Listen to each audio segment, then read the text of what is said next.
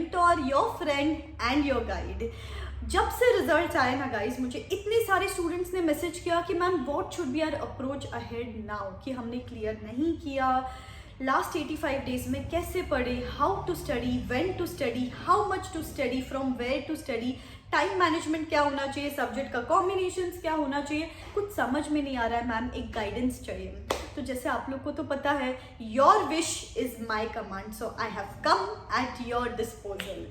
And ऐसे ही आप जो भी विश करेंगे ना गाइज, मैं इस चैनल पे डालती रहूँगी। सो इन केस अभी तक चैनल को सब्सक्राइब नहीं किया है, आप इतना कर लो, just subscribe and hit that bell icon so that कोई भी चीज़ आप मिस आउट ना करो, and will make sure that we clear our exams in December attempt itself. Okay, so इस वीडियो में ना बहुत गाइज एक्सटेंसिव वीडियो है, पूरा डिटेल में डिस्कस करेंगे, strategy day wise, subject wise सब स्ट्रैटेजी डिस्कस करेंगे, तो अच्छे से एक एक पॉइंट नोट करते जाना side by side. So the very first thing here is, अगर आपने सीए फाउंडेशन एग्जाम्स पहले दिया है तो learn out of your mistakes. जैसे एक सिंपल एग्जाम्पल बताती हूँ, कल एक स्टूडेंट से मैं बात कर रही थी, उन्होंने कहा कि मैम पढ़ाई तो की थी बट सिर्फ लास्ट 1 महीने में पढ़ाई की, बिकॉज मुझे लगा कि सीए फाउंडेशन का ही तो एग्जाम है, ये तो लास्ट 1 मंथ में भी हो जाएगा। एंड ऐसे करते करते मुझे 3 अटेम्प्ट्स लग गए, तीनों अटेम्प्ट में मैंने यही सोचा कि लास्ट 1 महीने में पढ़ लूँगी, लास्ट 1 महीने में पढ़ लूँगी, एंड नहीं हुआ, राइट तो ये क्यों होता है पता है, बिकॉज ऐसा नहीं कि अपने में कैपेबिलिटी की कमी होती है, it's just because we don't take our efforts seriously, we don't put in the efforts required to clear these exams. So इसीलिए इफ अगर आप नए हो, if you are giving the CA foundation exams for the first time, then learn out of these mistakes. और अगर आपने mistake commit की है पहले तो प्लीज रिग्रेट नहीं करना है, learn out of those mistakes and उस हिसाब से आगे बढ़ो कि ठीक है ना, हमको नहीं पढ़ना है 14-15 hours like I intermediate students, final students, but at least 8 to 10 hours तो मिनिमम पढ़ना ही पढ़ना है, एंड उसके साथ कंसिस्टेंट रहना है, बस that's it. So learn out of these mistakes. अभी मिस्टेक सिर्फ ये नहीं है कि we take our time for granted, दूसरी मिस्टेक ऐसी हो सकती है कि पढ़ाई तो की पर रिविजन्स नहीं किए, रिवीजन तो किया पर 1.5 डे का प्लानिंग नहीं किया, 1.5 डे का प्लानिंग किया लेकिन पेपर सॉल्विंग नहीं किया था, कुछ ना कुछ मिसिंग आउट हो जाता है अपने साइड से। सो एक ठान लो दिमाग में कि इस बार I am not going to leave even a single stone unturned. एक काम करो, कमेंट करके मुझे बता दो, I am not going to leave even a single stone unturned and I am going to make sure that I will clear the exams in December attempt itself. Okay, that's the first thing, understand your mistakes. The second thing is about planning. अभी planning में first चीज़ आएगी time management. तो बहुत सारे students पूछते हैं कि ma'am foundation में कितने घंटे पढ़ना ज़रूरी है।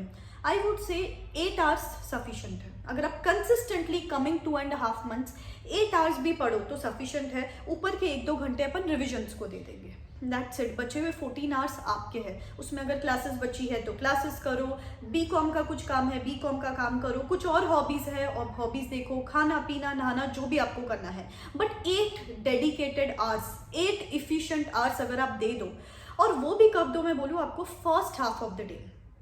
एक एक पॉइंट ध्यान से सुनना guys, first half of the day अगर आप ये डिफिकल्ट चीज़ कर लो, सीए की पढ़ाई कर लो सुबह सुबह के टाइम पे, तो आपका आधा लोड तो उधर ही कम हो गया। जैसे अगर सुबह शार्प 6 o'clock उठ गए, 6 to 10 बैठ गए, 10:30 to 2:30 बैठ गए, अप्रोक्सीमेटली 10:30 to 1:30 समझ लो, ऐसा करके चलो। अगर आपसे इतने स्लॉट में नहीं बैठा जाता तो 3 बजे तक तो एटलीस्ट मेक श्योर कि मेरी सीए की पढ़ाई हो जाए, अगर आपके क्लासेस नहीं हुए हैं अभी तक, ताकि सेकेंड हाफ में क्लासेस करते रहो या कुछ और करना है करो, ताकि आप फ्री हो जाओ एक बार का। So that creates a sense of stress free mind, so वो हेल्प करेगा आपको।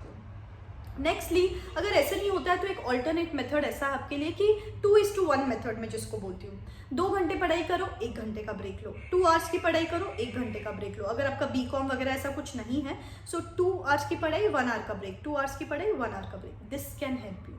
एंड सिर्फ एक मैंडेटरी चीज़ है जो करनी है, वो हर रात को सोने के पहले आपको रिविजन करना मैंडेटरी है कि मैंने आज दिन भर में क्या पढ़ाई की थी। सेकेंड रिविजन मैंडेटरी है एवरी संडे टू संडे, हर चीज़ ध्यान से सुनो गाइस, संडे टू संडे भी आपको रिवाइज करना है, ये प्लानिंग सामने ड्राफ्ट करके रख दो आपके, ठीक है। So this was about time management. अभी सब्जेक्ट्स को कैसे डिवाइड करेंगे अपन, I would say one simple thing, एक थियोरी एक प्रैक्टिकल, एक थियोरी एक प्रैक्टिकल, ऐसे डिवाइड करेंगे। Simple, I have drafted one schedule for you, I share that with you, आपको अगर नोट डाउन करना है तो कर सकते हो। जैसे 85 डेज बचे हैं अभी, राइट, अपने पास. So let's divide these days into 40 days, nextly 30 days and उसके बाद रहेंगे 15 डेज. 40 डेज मतलब I think approximately we can give 10 days पर सब्जेक्ट. लेकिन अपन पर सब्जेक्ट 10 डेज नहीं देंगे, उसको कैसे स्प्लिट करेंगे मैं आपको बताती हूँ. जैसे 15th of September to 24th of September we are going to do one heavy subject, one light subject and one practical subject और one theory subject. कैसे बताती हूँ मैं आपको. 15 to 24th accounts and BCR. जैसे अकाउंट्स प्रैक्टिकल है और BCR grammar है तो इट्स ओके, बैलेंस हो जाता है. एंड अकाउंट्स हैवी सब्जेक्ट है और BCR ठीक है, ग्रामर है, अपने को इजी लगता है तो हो जाएगा. 25th to 4th law and LR. Law heavy subject है, LR इजी लगता है अपने को, तो ये कॉम्बिनेशन ठीक रहेगा. फिर 5th to 14th statistics and economics. Stats and economics, one theory one practical. And 15 to 24th maths and BCK, again one theory one practical. ये वाले अप्रोच के साथ ना आप कंसिस्टेंट रह पाएंगे. एक एक्टिव स्टडीज है, एक पैसिव स्टडीज है. थियोरी मतलब पैसिव स्टडीज की बुक सामने अपन पढ़ रहे हैं एंड एक्टिव स्टडीज मतलब प्रैक्टिकल कुछ सॉल्व कर रहे हो ताकि आप बैलेंस मेंटेन रहे दिन भर में. So one theory one practical. Now guys this is a generalized plan. अगर आप लोग को पर्सनलाइज्ड प्लान चाहिए, चैप्टर वाइज प्लान चाहिए कि मैम समझ में नहीं आ रहा है कि मेरी कहाँ गलतियाँ हो रही है, कैसे चैप्टर्स को प्लान करूँ, BCom के साथ इसके साथ कैसे प्लान करूँ, तो you can register for the personal counselling session.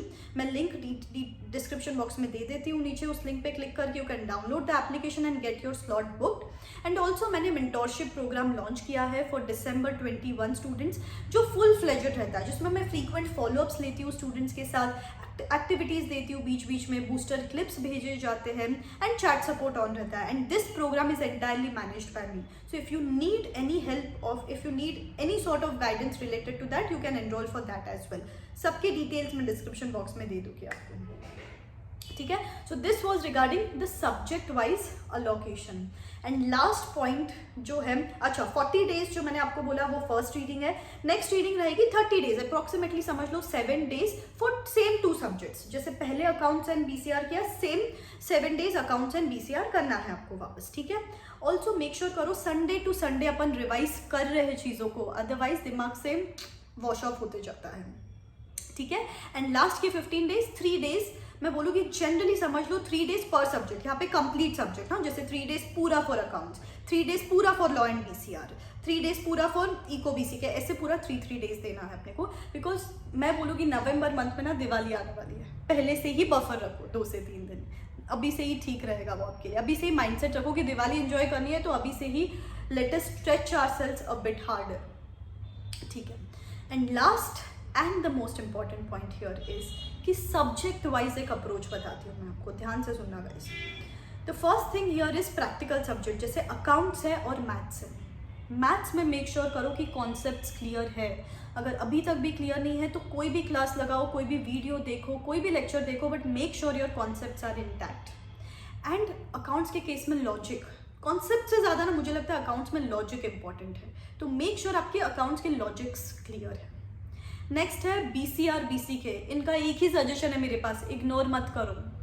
मैंने देखा है स्टूडेंट्स को BCR और BCK कंप्लीट इग्नोरेंस मारा जाता है. ऐसे मत करो यार, ये सब्जेक्ट है फ्री मार्क्स वाले, प्लीज़ इनको इग्नोर मत करो.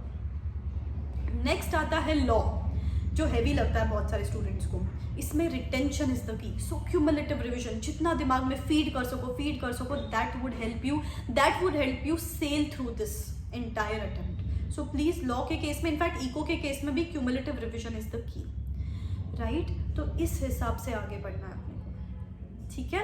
सो ये अप्रोच हो गया, डे वाइज प्लानिंग हो गया आपका, रिविजन्स प्लान हो गए. नेक्स्ट जो मैंने आपको बताया 30 डेज वाला और 15 डेज वाला, उसमें पेपर सॉल्विंग भी करना है, RTP सॉल्विंग भी करना है, ओके. सो इस हिसाब से आगे बढ़ो. एंड जैसे आपने मुझे कमिट किया है, you are not going to leave even a single stone unturned this time, okay. So wish you all the best. अगर वीडियो अच्छा लगा तो लाइक करना, do share it with your friends, and yes I will keep on coming with such videos and आपको time to time मैं motivate करती रहूँगी. चलो till then all the best. This is me signing out. Tata, bye bye.